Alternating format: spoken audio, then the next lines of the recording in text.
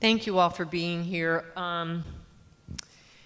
The order of the session is that there are three of us. Each of us will speak for 15 minutes on our experiences in our states, and then we'll have 30 minutes for questions and answers. I'm Deborah Griggs.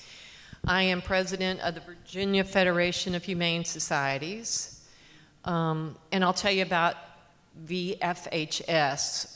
We are the oldest animal welfare organization in the state. Our membership includes private shelters, public shelters, sanctuaries, rescue groups, animal control officers, and individuals who support our mission. We have over 100 member organizations. We are led by a 10-member board of mixed disciplines, shelter professionals, nonprofit leaders, an animal control officer, 3 attorneys, a CPA, and a real estate broker. We were founded in 1959. I want to give you a view of our processes and progress in impacting legislation in Virginia. We ensured the passage of the Animal Welfare Act of 1977. We established the Humane Investigator course.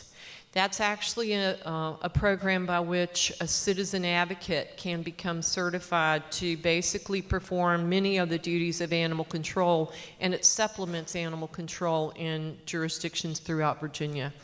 We influenced the passage of mandatory rules and regulations for shelters. We developed Spay Virginia to develop resources for low-cost spay-neuter in the state.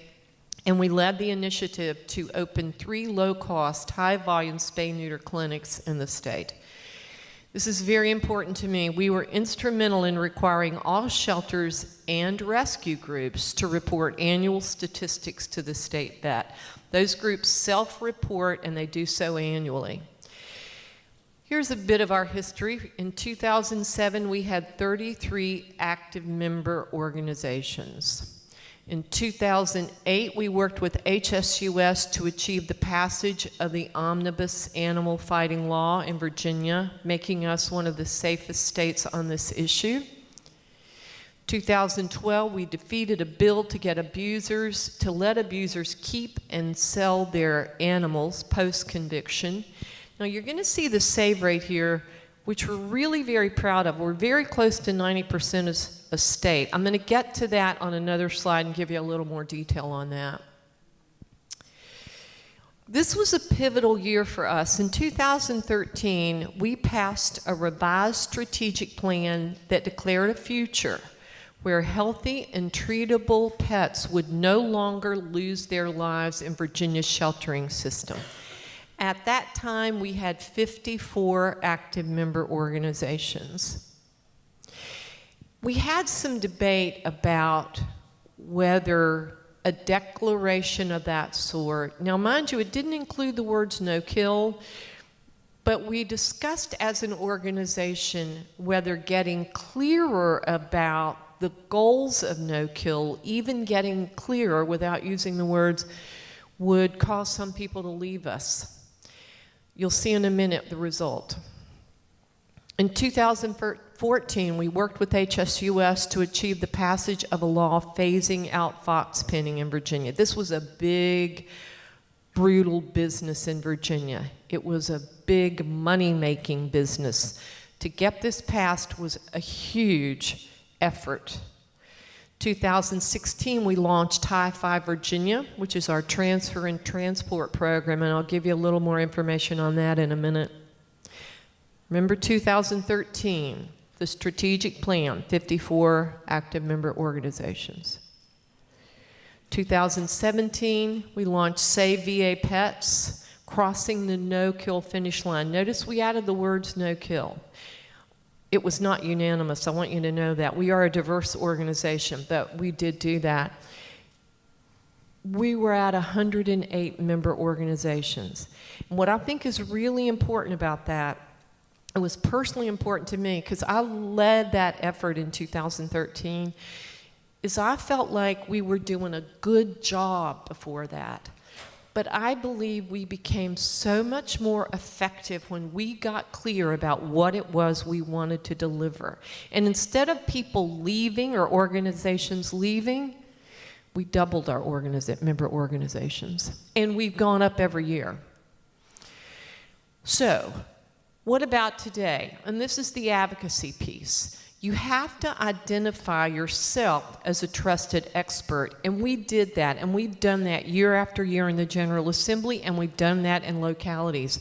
You'll see this piece that we created in the 2016 General Assembly. Another group formed, a statewide group, and suggested that they were experts. They were very new. They weren't a 501c3. They weren't incorporated. They just said, we are this group.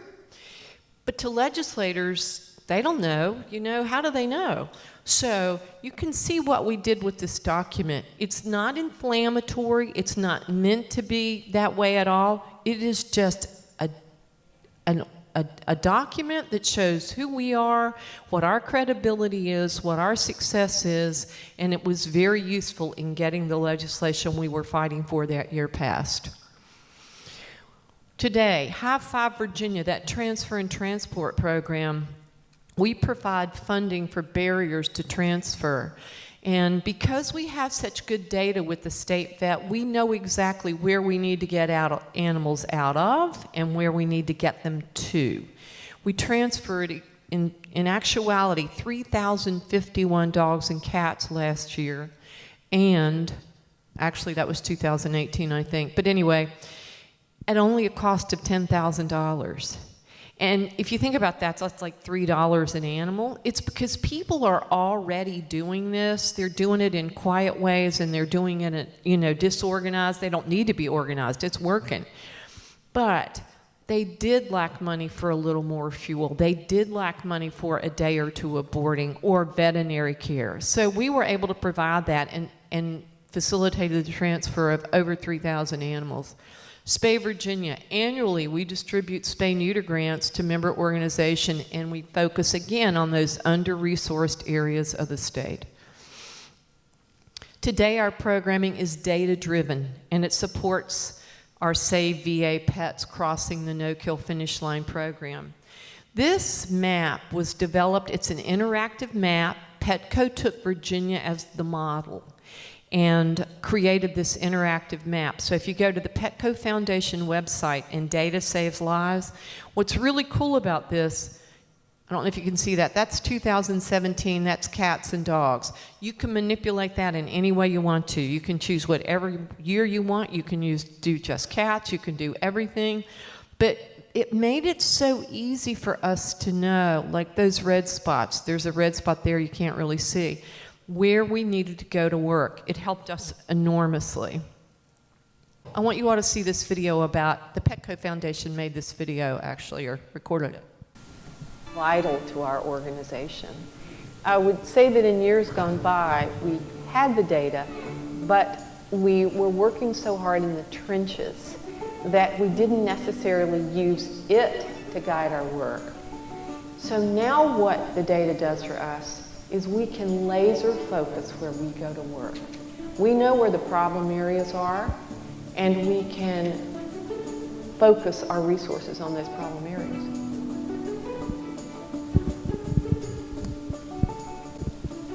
The Richmond SPCA makes its intake decisions, prioritizing taking animals out of shelters all over the state of Virginia where we think their lives are most at risk. We especially focus on taking sick and injured animals because those are the ones whose lives are at the greatest risk. Using data to figure out where those needs are and where the most lives can be saved that would not be saved otherwise without our help is essential. We brought in close to 1,000 animals from other facilities in order to try and reduce the euthanasia in some of the counties that don't have as much help or as many resources.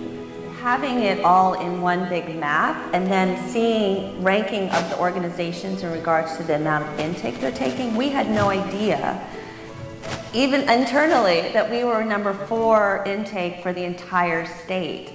And that was remarkable to us because we are a public shelter and we always feel like we need to be doing more, and we probably can still do more. I would love to be number one with the highest save rate and the highest intake. However, that was a proud moment. Russell County is in rural Southwest Virginia, and our population is 27,000 people. 20% of the people living there are actually living below the poverty level. Data gathering is definitely critical because a lot of the people in my own county didn't even realize what was going on behind closed doors. Until 2015, our county's shelter euthanasia rate was 65%. And in 2015, I began working with the animal control officers. I sat down and I explained it to them and showed them how they compared to other counties within the area and, kind of presented to them, do you want to be the worst and continue to be that, or do you want to be the best in the area? So they said they want to be the best. They didn't know that there was another option, and it isn't fair to assume that they don't want to be part of the solution just because they've been doing things one way. Over the past 3 years, we've been able to reduce the euthanasia rate to less than 1%. I think it's vital that all states report the data. Without knowing the animals exist, we can't know how to help them. If we don't know the animals are being euthanized, we can't change our ways. So data, to me, is the starting point for all of our work, and it's vital to just knowing what we know, and it's vital to managing and measuring our progress. Data is the most powerful storyteller that you have. So this data from the Petco Foundation is going to help tell that story.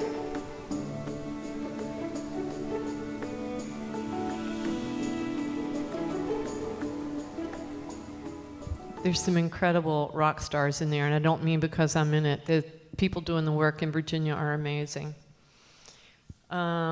So today, we assist member organizations in their localities in the passage of humane ordinances. We just did this in Albemarle County. We have a number of jurisdictions in Virginia that have wonderful tethering ordinances. We make it easy for constituents to advocate. We send out alerts regularly, and we make it very, very easy. We give them a templated message. We give them the email addresses, the phone numbers. We want them to be able to do it quickly. We provide a legislative toolkit for use by members in their localities. This is actually a handbook they can use. We have annual conference, which is extremely well attended and with some nationally recognized speakers.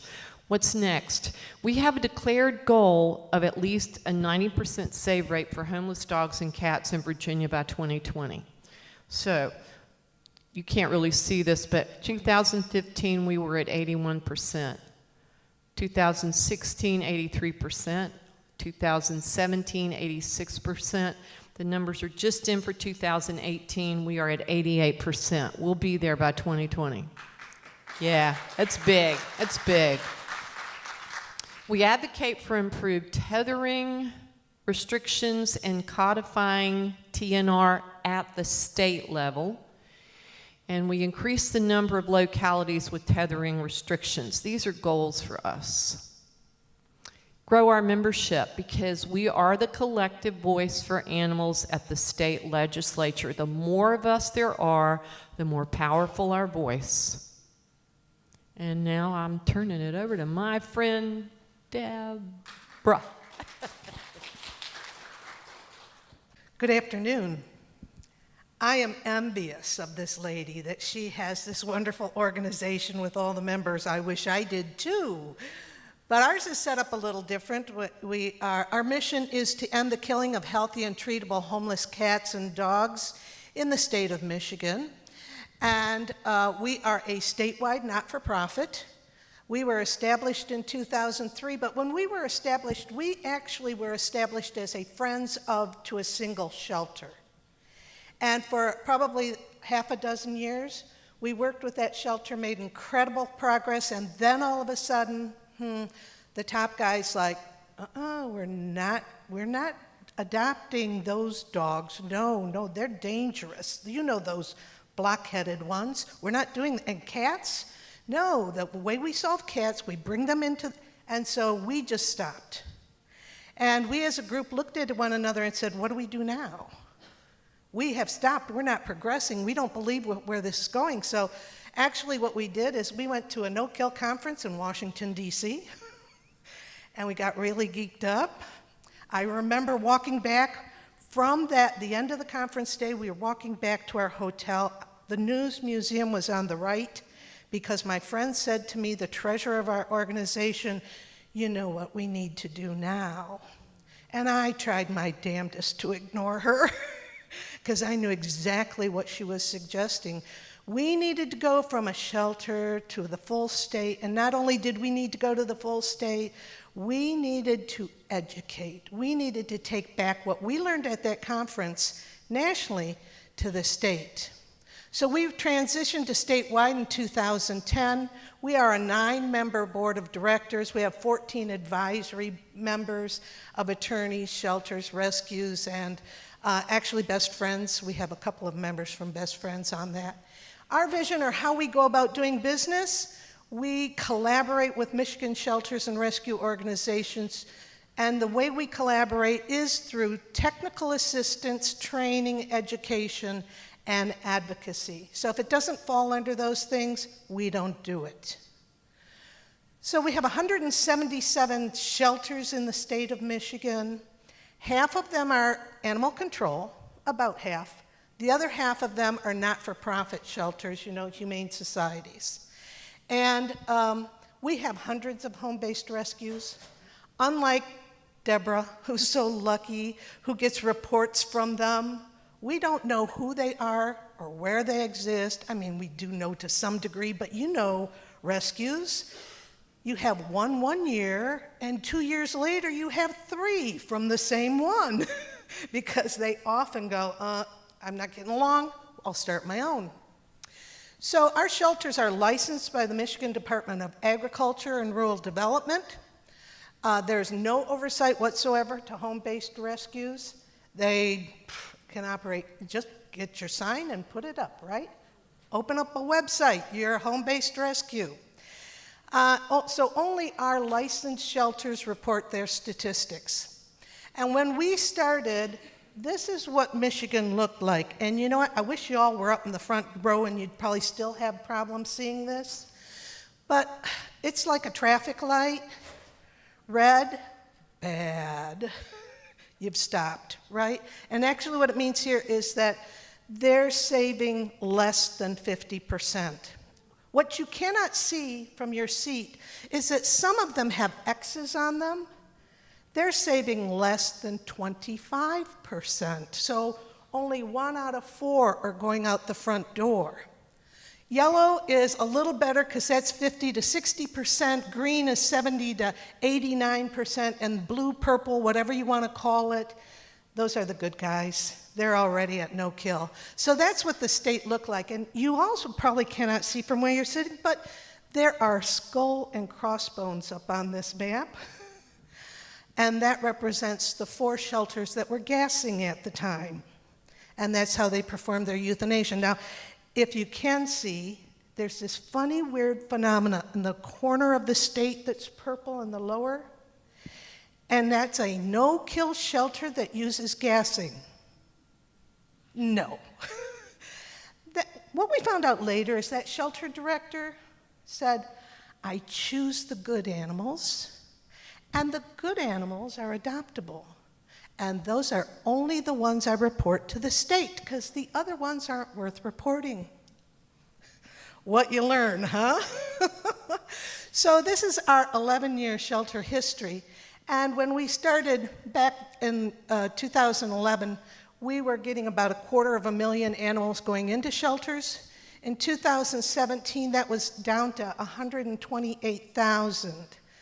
This is an important measure because what on earth accounts for that? I have to tell you, I don't know. Is it that we're spaying and neutering and we're so much better at doing that? Is that the shelters are so much better at making sure they're not coming in to begin with, that they're returning them in the field? Who knows? And then euthanized, we were euthanizing 118,000 when we started this. Last reporting was 15,000, so we're down considerably. And that red line is 68,000. Those are the adoptions. And you notice we didn't increase that much in adoptions. It's 81,930. Perplexing that it hasn't been just an issue of everyone having this aha moment and saying, we're no kill, and now we're going to do everything right, and we've solved the problem or getting darn close to the problem because, adoptions haven't increased that much, but intake has. So, what do we do as an organization for the state? Well, just like most every organization, we have a website and a e-blast and social media. We provide direct assistance to rescue or advocacy groups that want to make a change at a shelter. So if they're saying, you know, we're not used to speaking up in front of the elected officials, we need some, what do? We'll help them with PowerPoint presentations or FAQs. You name it, we'll provide testimony, we'll do meetings with them. We do an annual awards. When we started out, we said, okay, let's reward the best shelters that are in our states, the ones with the best live release rate, the save rate. And then what happened is, we can't afford to buy all those plaques. So now what do? So then what we decided to do, you know what we'll do, is we will award the ones that are improving the greatest. And we do them small, medium, large shelters. And at first it kind of bothered me because I'm like, yeah, this shelter has improved by 14%, but they're still crappy. And my treasurer said to me, but it gives them an incentive to do better. And I said, I hope. But this was from our last conference. That was my treasurer right there in the brownish kind of outfit. That's an animal control officer in the chevron kind. And they received this plaque. And it's interesting because when I called them and I said, what constitutes your 14% improvement? And the sweet girl said, we got the internet. It just goes to show you, sometimes it's just what you don't have as to why you're not being successful. She said, we can market our animals now. We're on Facebook, we're on this. And she was so excited, but they were killing cats left and right. And so we did take the opportunity at the conference to talk to the undersheriff here. And I just saw on their Facebook page, just around Christmas, they're launching a community cats program. So my treasurer was right. We provide direct assistance to shelters, either preparing strategic plans, preparing SOPs. We operate a listserv. I know it's old technology, and if anybody here is, which all of you are younger than I am, you're like, really? That's like a zillion years ago you people used to do when there wasn't Facebook and everything else.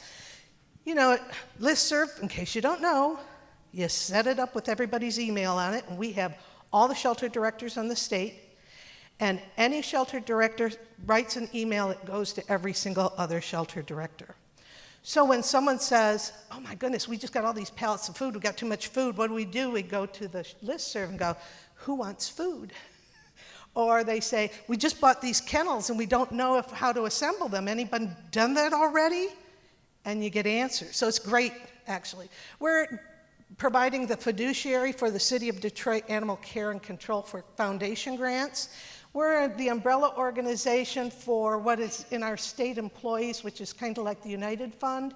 They have a charitable campaign fund. So we're the umbrella for pets, and we legislate or help advocate for state legislation. This one right here, if any state does anything, and Deborah's already mentioned it, oh my goodness, it's the data. And all our shelters have to provide this data. Unfortunately, hope no one's here from the Department of Ag, they make everyone do, this one sheet. It's not in a database, so when you want data from them, you get all 177 sheets, which we do, and we put it into a spreadsheet. We apply a live release rate. We first separate the shelters between open admission managed and those that are adoption guarantee, so that we're not measuring apples and oranges there. And we list folks, and this has been instrumental in change, because the bottom line is 9 people can't do a heck of a lot. But when you do this and you get it in the hands of everyone and you promote it, then that advocacy group goes, how come our shelter is number 53? And they can go to the elected officials and others and make change. When we started, and I've got 5, okay, I'll do it real quick. When we started, it was almost 10 years ago.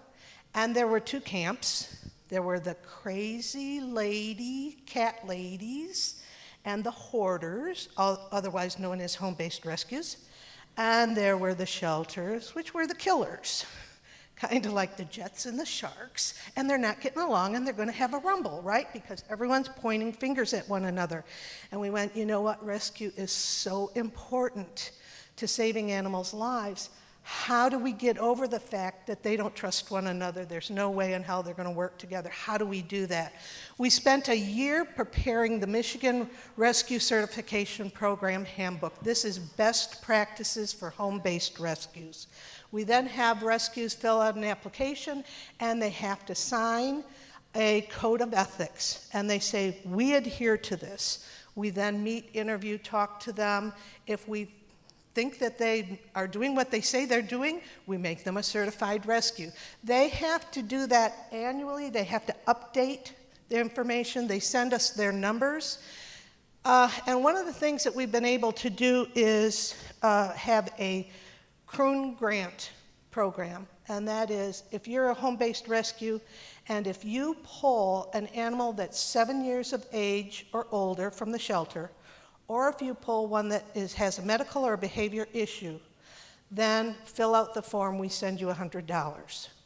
If it's more expensive, we send you $200. There's no questions asked, we just do it. And that's encouraging them to work with the shelters. That has a standalone website. If you want to look at best practices, the whole documents there, everything is on that website, which is michiganrescuecertification.org. We do annual conferences. We were lucky this last year to get Dr. Marty Becker, who spoke and who pre-launched the Fear-Free program for shelters at our conference. They're large. It was that thing that my, treasurer told me we had to do. We had to get the word out. We had great attendance. We also hosted Best Friends Regional Leadership Summit. We had 435 people there, so we had a good showing from the area. This is a new program that we're launching, just have launched. Matter of fact, our trainer is training right now as I'm speaking here. And it is a hands-on in-shelter training program. And it's an assessment program too. We send the trainer to the shelters for hands-on understanding. We have 8 different modules that they can select from, just for dogs. So whether it's teaching folks body language, whether it's teaching them enrichment, whether it's teaching them play groups, it's at the shelter, it's hands-on there, teaching them to do it. We also have 3 programs that are more organizational or administrative in nature. And we have done, I think, 5 or 6 training sessions now. We're also launching with this, and I have to mention Maddie's, thank you very much, because they gave us a grant to do this, is that we have what's called a Safe Shelter Canine Handling Certification. So if you take 4 different modules, you pass the test at 85% or better, we certify you as a safe canine handler. And you can be a volunteer or a staff member or whatever to get that. The assessment, we contract with a Maddie's shelter medicine vet who is trained in shelter medicine, and we go and do assessments at shelters. That is because so many of the shelters are so old. Flow in shelters is horrible. So if you can get some fresh eyes that say, if you switch this room out for that room, if you do this kind of cleaning protocol, whatever, makes all the world and the difference. So where are we? By the end of 2017, 62 out of our 80 counties are 90% or better for our saving. We have 113 shelters that are doing 90% or better. We are at 90% for dogs, 86 for cats, and that's probably not unusual anyplace. So you can see the progress that has been made, and it really just makes a huge difference. When people know better, they do better. But as I said earlier, the story isn't always in the numbers, and we have to do better to understand about those numbers and what they need, because we're finding that a lot of practices aren't changing in the shelter, but the numbers are getting better. We need to educate folks so that they can increase the standards of care beyond just saving lives. We just did an assessment a couple weeks ago. They had 3 dogs in there that have been there for a year and a half. That's unacceptable. We have to change things like that. We have our targets that we're going to go after, and we have a new governor who is more, let's say, pet-friendly. So we will be working with the new governor on legislation. And now, David Smith from Colorado. Thank you, Debbie. I am David Smith from No Kill Colorado. It's right up there. No Kill Colorado is an advocacy group in Colorado. We're trying to make Colorado the safest state for homeless pets. That's our tagline, that's our mission. And we do that mainly by encouraging them to embrace the no-kill equation and all the programs and services there to improve their shelters. And one of the main things that we bring out, which can be, I'll talk a little bit about disruption later, is we're very clear that we use the word euthanasia and kill separately. We define euthanasia. We separate those two so that we can actually talk about what's happening in the shelters around our state so we can see where the problem areas and see if we can help them change. The thing about advocacy for us, and I think it's for you, you have to believe. And I don't mean blind faith kind of believe. You need to believe that it's possible. It can't be impossible if it exists. If you've been in this conference for the last 2 days, you know it exists. You're sitting in the safest city in America for homeless pets. And before that, all the way back to 2001, when Winograd did it in Thompson County, New York, we've seen it in Washoe County, Charlottesville, Seagoville. We can name dozens of them if we take the time. It exists. So when you go out there to advocate, the first thing you're going to hear is it's not possible. And I want you to just memorize it. It's one sentence. It can't be impossible if it exists. Just keep that in mind all the time. And I wanted to put one example up here of that. So I had the good fortune to be part of the change of one community in Colorado. The Canyon City shelter is called the Fremont County Humane Society. When we were approached by advocates there, they were killing about 1 and 2 cats that walked into the shelter alive, and dogs were faring a little better. And the advocates came forth and said, hey, we need help. We really want to change the shelter, and we don't know what to do. And this is how we do our advocacy, so I wanted to give you an example of that. The community came together. We asked the shelter to change. They told us to go away. They used probably harsher language than that at the time. And we didn't. We stayed there. We kept talking in the public, and we heard the same excuses that we get every time when we try to help a shelter and they refuse us. Once we actually start talking about it in the public, they say, we're doing the best we can. We lack funds. These advocates, and this is true, I've never worked in a shelter. These advocates never worked in a shelter, so they can't judge us. And then my favorite is the irresponsible public. It's never the shelter's fault. But the fact is, there is a public in every community that wasn't no-kill that becomes no-kill. Austin's population did not leave the city in 2011, and a new bunch of people came in 2011, and then they were much nicer people. The people that moved in January 1st, 2011, much better people than us. That's not the way it works. We change it from actually the shelter community, and the community joins us. Anyway, so Fremont County in September of 2014, I think it was, yeah, September 2014, Doug Gray walked into the shelter. He talked about the save rate that it was then, which was horrendous, and the first month there, he had a 92% save rate. The second month, 94, third month, 97, and then those are his last 5 years altogether. They're doing a great job, and they literally did it overnight. So, history of our group, we've been around since 2011, so I'm the kid here, just to be clear. We're a young organization compared to the others. We started in 2011. The first probably big thing we did was in 2012. We did just one day event. It was like empty the shelters, and we still do that every year. We do that. We get either rescues and shelters or just a shelter. We've tried different formats. We do it every year. I see Demi is here. Demi's Rescue has done it with us before. She does a great job. In 2013, this is actually history, and it's going to feed back into our strategy. In 2013, we actually went to a little town called Antonito, Colorado, 750 people. And we got a call, Quinn McGee and myself got a call from this woman, Anna, who said, there is 100 stray dogs down here. I'm like, this population is 750. There's not 100, but I'm sure it's a problem, so let's go check it out. We went down there. There were 100 stray dogs in that city. And we did something called the 100 Dogs campaign, and we said we were going to spay and neuter 100 dogs, and we were going to pull 100 dogs from that town. We did. We pulled 130, and we spayed and neutered, I think, over 330 cats and dogs. Plus, we pulled another like 30 cats out of one little community. But what we did do was we made this one little community no-kill. And we thought, well, that went really well.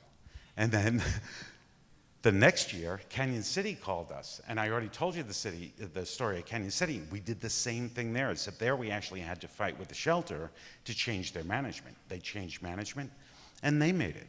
So Canyon City was 10 times the size, or I don't know, probably 20 times the size. It's about 16,000, 17,000 people.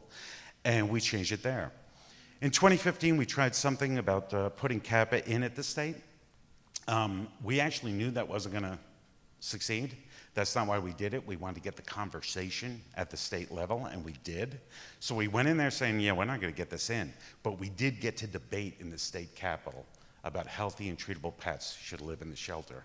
And that year we got a resolution that was just one day, on June 11th, that all shelters should actually participate in that adoption event. And then we'll talk about stats after. And then this year and the last year, we've been working on Pueblo. We passed the Pueblo Animal Protection Act there. As of January 1st, Pueblo, Colorado cannot kill a healthy or treatable pet in their shelter system. And they've been in there for 30 days. That's true so far, and we got to make sure we help them be successful. Advocacy versus operations. I want to talk about this. Actually, Ellen Jefferson and Kristen Auerbach just had a session that was great about this. There's a difference between advocacy and operations, but we shouldn't be at odds, which I think we are a lot. Advocacy is really about the long term. Advocacy creates social change, which not only saves animals today, but on into the future, which is really important. When you look at operations, right, in rescue, and when I say rescue shelters, people who rescue animals directly, you affect those individual lives profoundly. This is incredibly important work, what so many people do here. But when we actually work together, I think you heard it from some of the other speakers today, really profound things can happen. And we need to not be as confrontational sometimes as we are. And I'll talk about that here in our strategy. So as you saw from our history, our strategy was we weren't really starting at the state. We started at a small community, went to a larger one, and basically we're creating a portfolio of success of no-kill communities throughout the state of Colorado. But the first thing we always do is we go to the shelter first. We go to the operator, and we say, hey, can we help you? And so far, we haven't anyone say, hey, yeah, sure, come on in. But they're out there. There are a bunch of directors and managers here at this conference that came here because they care enough and they do want to change and they want to help. And as advocates, we should be ready to do that first. That's the first place you go. If you get rejected, then you may go on to do something else, which is where we go from there. We'll go to local community reps. Generally, city council, we'll talk to them. These people are actually part of your community. And if you live actually in their zip code, they pretty much will let you walk into their office, but you can make an appointment and do so and talk to them. Become their expert. And this is true at either the local or the state level. They need experts. They have a lot on their plate. They have 100 different things. They have potholes to worry about, and they have health issues, and they have police issues, and then they have animal control. And they don't know everything, and they actually want people to come in and help them. So become their expert, become their friend, help them out as much as you can, and then talk to them about what you want. And that's pretty much the same at the state level. It's a little harder. I find that there's a little bit more money motivation at the state level. If you're contributing, if you know contributors, I think that helps quite a bit. And then the community, reaching out to the folks. We were talking about that, David. I said it in the beginning. The public doesn't change. The public is actually there to help with you. There is no irresponsible public, in my opinion. There's always a small group of people in any group that none of us are all that crazy about. But generally, the vast majority of people love pets. And if you ask them for help, you're going to get it. Sometimes you do have to be disruptive, though. The statistics that everyone was showing today, I don't know what your experience is, what you had. Our experience is when we put out statistics, the statewide ones, with the red and the green counties, we get attacked. That's okay. We put out data so that we know where our trouble spots are and we know where to concentrate on. So sometimes this is really helpful. You have to be ready for it. If you're going to be disruptive, expect to be attacked. And if you get attacked, you better make sure your data is right. Don't just throw anything out there. Really think about what you're doing and be prepared to talk about it. And be honest, because what we found so far is the size of the shelter doesn't matter. We did it in the community. We did it in a 700-person community. We did it in a 15,000-person community. We're in a 170,000-person community now. It doesn't matter. Austin is a 1 million population community. This can happen anywhere. It can happen in a red or blue area, north or south, urban, rural. None of those excuses matter. And we found that money doesn't save lives. It makes it a heck of a lot easier. We all want money, and it actually works if we have it. But if we don't have it, that's not necessarily the reason that someone's failing. It's generally leadership, which is the last thing there. So great leadership is actually what makes this happen. You need to look at who's in that leadership position. You need to address them. If they're willing to work with you, you can change your community. If they're not willing to work with you, well, if they're not willing to actually make the changes, doesn't matter if they're willing to work with you. It matters if they're willing to save lives. If they're willing to save lives, then they should go and do that. If not, then maybe you need to change leadership. And what's next? Oh, actually, I changed this. I guess it didn't change. So I don't care about this. This is what's next for Colorado. What I care about is what's next for you. What you're going to do out there. If you're interested in advocating in your state or your city or whatever, you need to look at exactly what you want, and you need to pare that down. When you go to a shelter, and if you have to go to the city council or the state afterwards, you really don't want to go in there and try to change the world because it confuses the heck out of them. If you go in there and say, you know, I want the shelter to stop killing animals, and I want you to close puppy mills, and I want a tethering law, they're not going to listen to you. They'll forget after you said the second thing. Find the one thing that you want to go for. Really establish a relationship with those city council members or the shelter or whoever it is. Go in there, do that, and then once you do the one thing, you can do the second thing, and you can get as far as you want if you keep doing that. One thing before I stop, I just want to mention the No Kill Advocacy Center. If you're thinking about advocating in your community, go to the nokilladvocacycenter.org. If you haven't been there, you should have been there at one time. You can start right with No Kill 101 if this is all new to you. But if not, dollars and cents tells you the economics of no kill. Measure Up tells you how to measure your shelter. And pretty much my favorite publication is called Countering the Opposition. And it literally gives you every opposition sentence you will hear, 9 out of 10 of them, and the answer to it. And if you memorize those, you can talk to anyone about this. So, thank you very much, and we're open for questions.